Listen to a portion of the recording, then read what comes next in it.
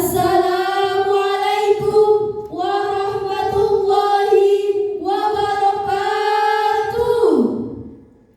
Alhamdulillahirabbil alamin wa aqibatul lil muttaqin wala udwana illa 'alal zalimin wassalatu wassalamu ala asrofil anbiya'i wal mursalin nabiyina wa habibina arsalahullahu rahmatan lil alamin wa ala alihi azwajihi thahirati ummahati mu'minin wa ala alihi thayyibina wa ashabihi gurri mayamin wa man tabi'ahum bihsanin ila yaumiddin amma ba'du. Majelis hakim yang arif dan bijaksana, hadirin wal hadirat yang berbahagia, terdapat sebuah kata yang indah yang dapat terucap oleh lidah, yaitu lafaz alhamdulillah. Kita haturkan kepada Sang Pencipta alam semesta, Tuhan umat manusia yang telah ada sebelum kata ada itu ada dan akan tetap ada setelah kata ada itu tidak ada, yaitu Allah Azza wa Jalla. Untayan sholawat kita haturkan kepada baginda Nabi besar Muhammad SAW yang telah berhasil merobek-robek panji-panji kekafiran dan mengibarkan setinggi-tingginya panji-panji keislaman. Dengan bersama-sama kita lafalkan Allahumma sholli ala Sayyidina Muhammad wa ala ali Sayyidina Muhammad. Semoga kita semua mendapatkan syafaatnya di yaumil qiyamah kelak. Amin ya rabbal alamin. Akhir-akhir ini semangat nasionalisme menjadi persoalan yang hangat dibicarakan. Stigma negatif anti NKRI dan anti kebinekaan kepada umat Islam menjadi isu yang diperdebatkan. Masing-masing pihak mendeklarasikan dirinya sebagai kelompok yang paling nasionalis, sementara kelompok lain yang dituduh berusaha untuk menepis. Ada yang bersuara lantang menyuarakan NKRI harga mati, sementara kelompok yang dituduh tidak NKRI menyatakan bahwa NKRI adalah milik kami. Komitmen kebangsaan sudah sejak dulu ditanamkan dalam hati sanubari bangsa negara sebagai sikap pembelaan. Cinta tanah air menjadi doktrin kebangsaan yang tidak dapat dielakkan dalam tatanan kehidupan. Satu tanah air, satu bangsa, dan satu bahasa. Pekik takbir Allahu Akbar yang dulu dikumandangkan dalam merebut kemerdekaan, kini seolah dianggap anti NKRI dan anti kebinekaan. Nasionalisme hendaknya menjadi sarana untuk menciptakan persatuan bangsa, bukan menjadi isu yang membuat kita pecah dan tidak bertenggang rasa, membuat kita terjebak di ambang bencana. Padahal Islam sejak 14 abad lalu telah membangun peradaban dunia atas dasar persaudaraan sesama manusia tanpa memandang rasa dan agama. Bagaimanakah konsep nasionalisme dalam Islam? Untuk itu, pada kesempatan yang mulia ini, izinkan kami membawa syarahan dengan judul Islam dalam membangun semangat persaudaraan dan kebangsaan.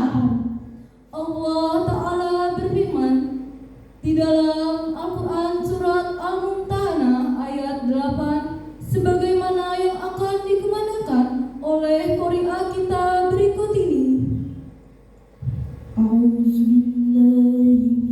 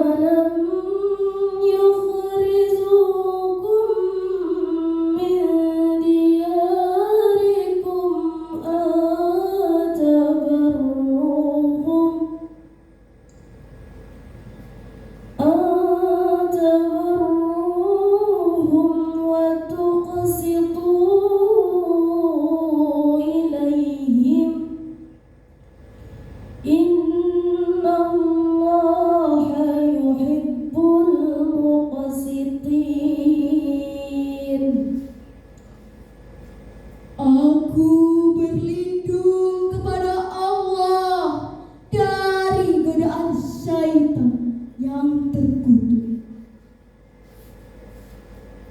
Dengan menyebut nama Allah yang Maha Pengasih lagi Maha Penyayang. Allah tidak melarang kamu untuk berbuat baik dan berlaku adil terhadap orang-orang yang tiada memerangimu karena agama dan tidak pula mengusir kamu dari negerimu. Sesungguhnya Allah menyukai orang-orang yang berlaku adil. Majelis Hakim yang kami hormati dan hadirin wal hadirat yang dirahmati Allah, dalam kitab Luwagun Nukul fi Ashabin Nuzul karya Imam Jalaluddin Al-Suyuti halaman 234, di antara asbab nuzul ayat ini dari Asma binti Abu Bakar mendatangi Rasulullah meminta pendapat. Saya dikunjungi oleh ibu kandungku, Siti Kutailah, seorang musyrikah. Setelah itu Asma bertanya kepada Rasulullah, bolehkah saya berbuat baik kepadanya? Rasulullah menjawab, ya boleh. Kemudian turunlah ayat ini yang menegaskan bahwa Allah tidak melarang untuk berbuat baik kepada setiap orang selama ia tidak berbuat zalim dan kepada Islam dia tidak menyerang. Selanjutnya Abu Bakar Jabir Al-Jazairi dalam tafsir Al-Quran Al-Aisar halaman 401 sampai 402 menjelaskan bahwa Allah tidak melarang kamu untuk berbuat baik dan berlaku adil terhadap orang-orang yang tidak membuat agamamu terkucil, dan tidak pula mengusir kamu dari negerimu sehingga kamu merasa terpencil, seperti memberimu makan, pakaian, dan kendaraan, serta bersikap adil kepada mereka sehingga mereka merasa aman. Ayat ini bersifat umum, mencakup seluruh waktu dan tempat dimanapun terhadap semua orang kafir selama mereka berlaku santun. Allah memberikan syarat pada ayat tersebut dengan tersusun. Majelis Hakim yang arif dan bijaksana, hadirin wal hadirat rahimakumullah.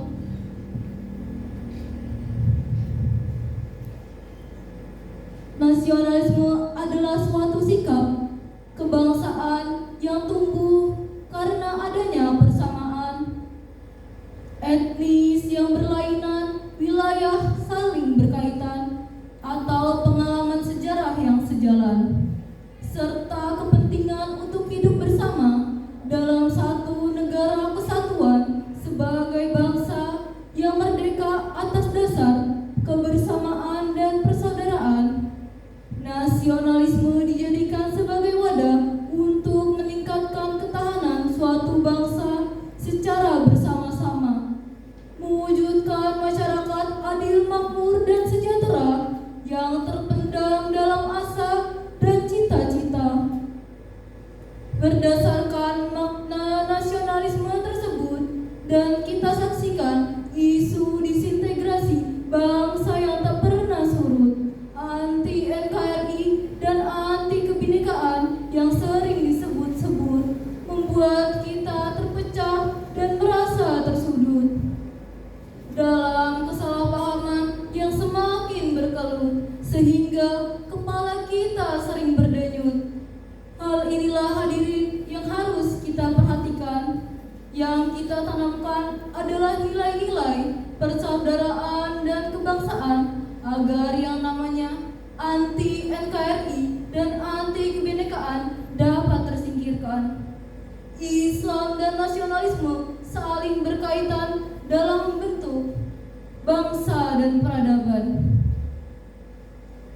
Hadirin rahimakumullah, Isu anti NKRI dan anti kebinekaan pada saat ini muncul karena persoalan politik dan sosial yang amburadul, merambat ke persoalan-persoalan lain yang timbul, sehingga kita seperti bercerai-berai dan merasa terpukul.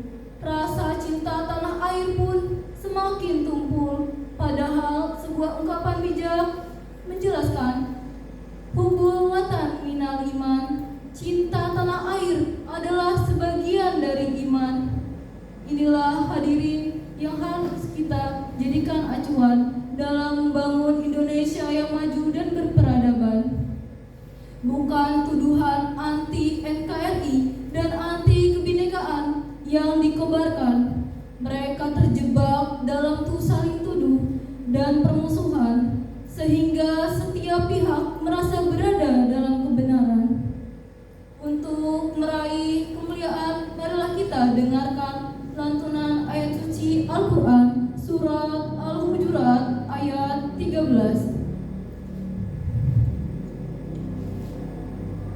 Ya ayyuhan nasu inna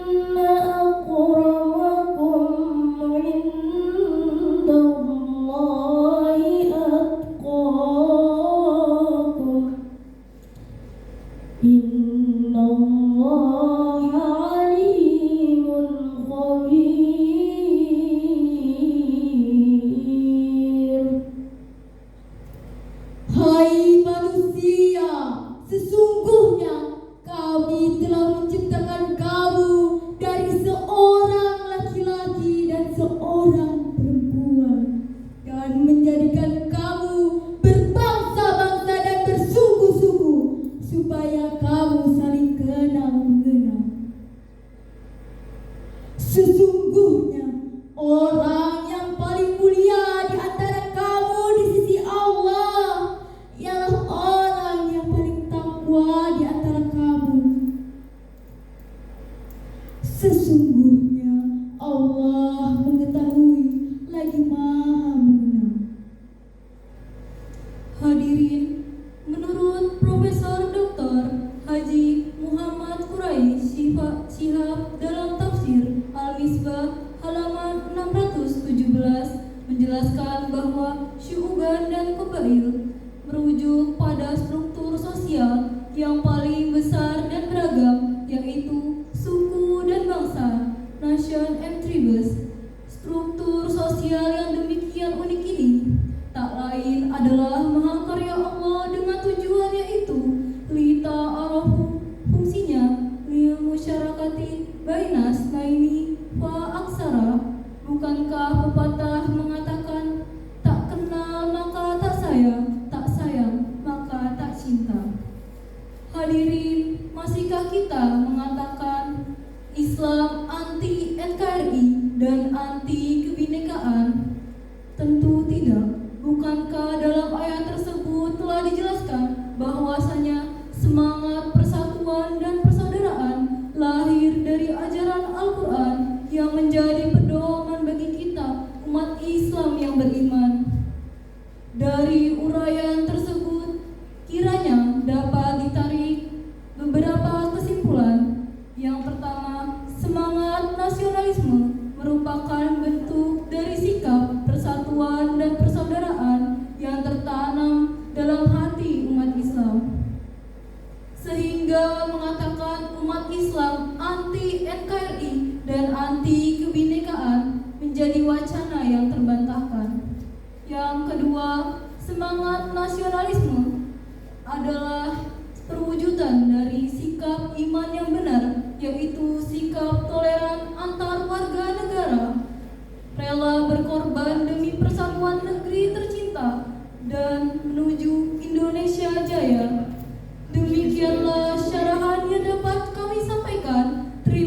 kasih atas segala perhatian.